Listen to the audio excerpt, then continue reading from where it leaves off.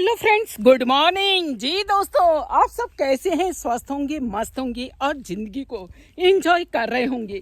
इस प्रकृति के साथ चहक रहे होंगे, महक रहे होंगे, ऐसी उम्मीद करती है सुनीता शर्मा। जी हाँ, आप देख रहे हैं सुनीता शर्मा का चैनल। जी दोस्तों, तो बस देखते चलिए। देखिए, आज हम आपको लेकर जाने वाले हैं खास जगह। देखिए, सावन है तो हरियाली ही हरियाली है। अरे ऐसे ही थोड़ी ना कह दिया है किसी ने कि हाँ, सावन के अंधे को कुछ दिखाई ही नहीं देता, हरा ही हरा नजर आता है।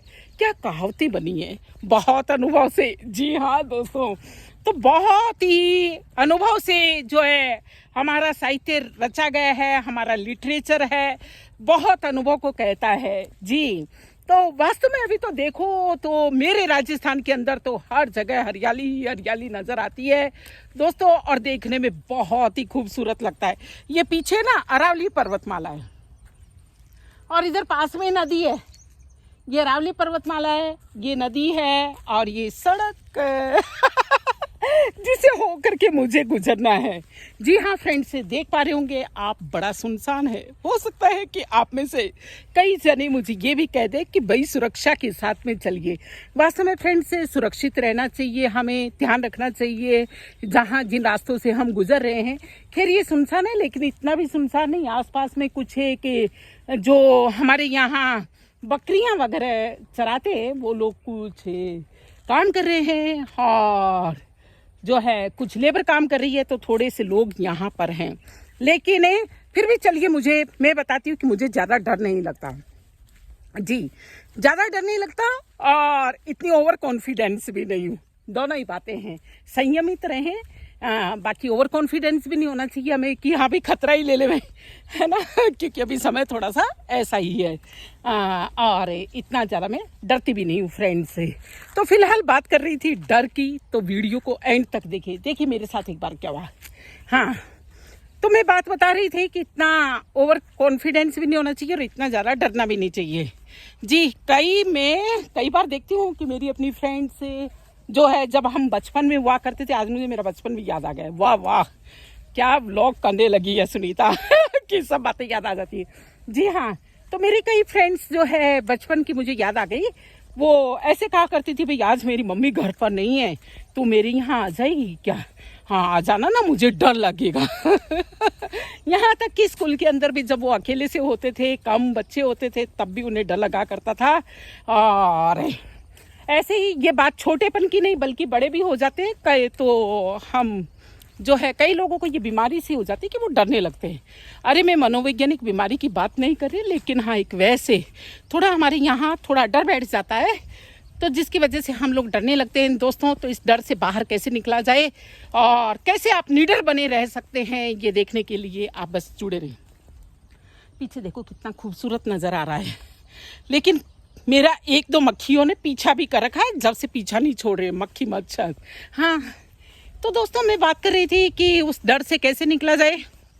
उस डर से निकलने के लिए देखिए, पहले तो हमें क्या है, अपनी इनर पावर को बढ़ाना होगा। और वो कब बढ़ेगी फ्रेंड से, कब हम निर्भीक रहेंगे, इसके लिए हम लोगों को अपने अंदर गुण लेने होंगे। इम्प्योरिटी होती है ना जहाँ पर, तो इम्प्योरिटी के अंदर थोड़ा सा ज़्यादा डर लगता है।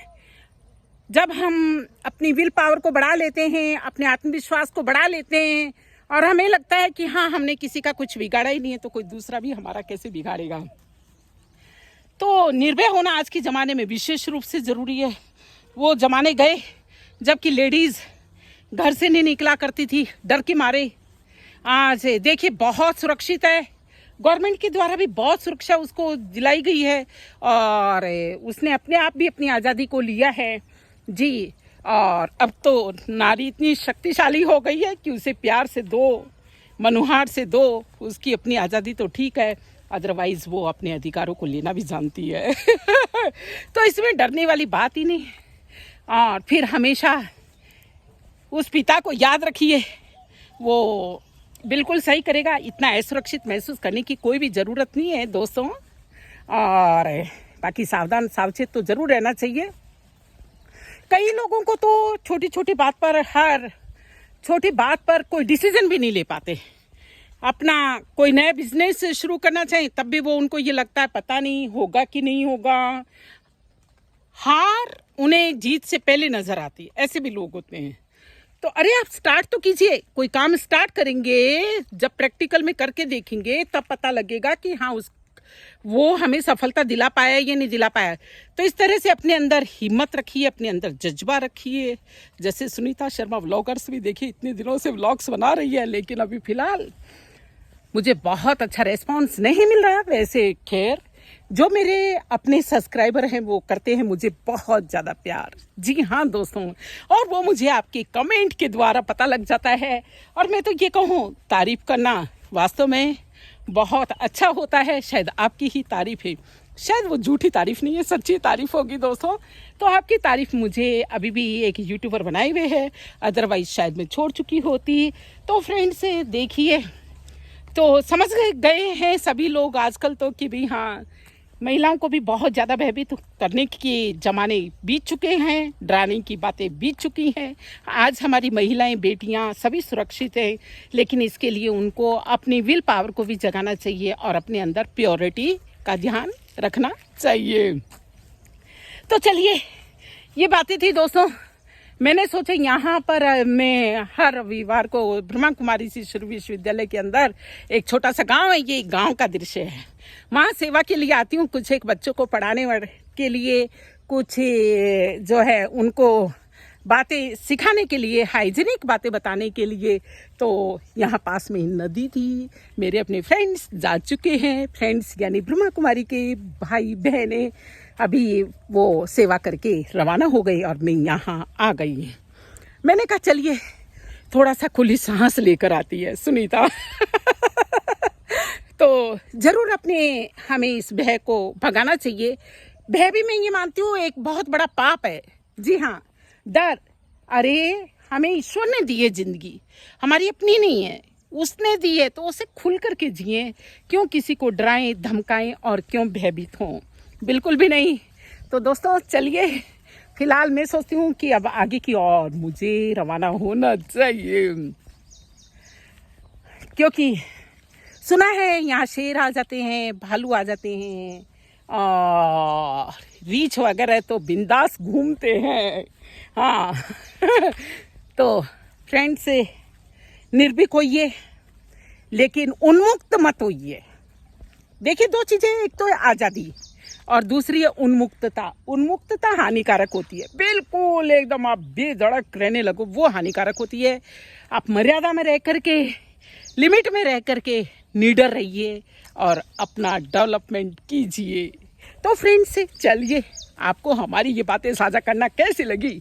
मैं सोचती हूँ अच्छी लगी होंगी। अच्छी लगी हो तो लाइक कीजिए, कमेंट कीजिए और अपने दोस्तों को शेयर कीजिए। साथ ही अपनी उस रब के द्वारा, उस ईश्वर के द्वारा दी गई खूबसूरत जिंदगी को एंजॉय कीजिए। हाँ देखिए, तितलियाँ कितनी मस्त घूम रही हैं, कितनी निश्चल है। देखो देखो देखो देखो, शायद आप देख पा रहे होंगे फ्रेंड से, ये तितलियाँ हैं इसलिए उड़ पा रही हैं क्योंकि वो निर्भीक हैं, है ना। देखिए चलिए, मैं अभी उनको एंजॉय करती हूँ और हो सके तो आपको भी दिखाती हूँ। तो वीडियो कैसी लगी? अच्छी लगी होगी शायद। जी फिलहाल दीजिए इजाज़त। जय हिंद, जय भारत, वंदे मातरम।